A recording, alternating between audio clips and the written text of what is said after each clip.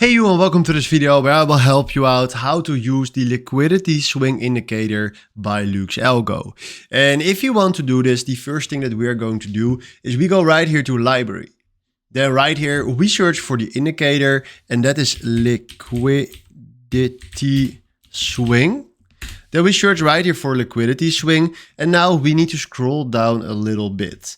So I don't see it right here, so we scroll down, more down, and then right here you see liquidity swings. Then right now we select here see details, scroll a little bit more down, and then you see here an explanation for the liquidity indicator.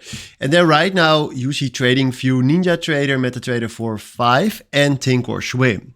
The indicator for Thinkorswim is coming soon, but right now we can use it on these 4 platforms.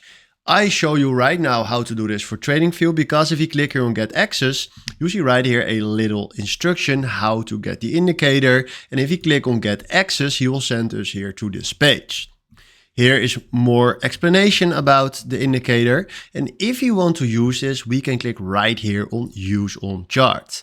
Then right now he's loading the indicator. I will enable the fair value gap.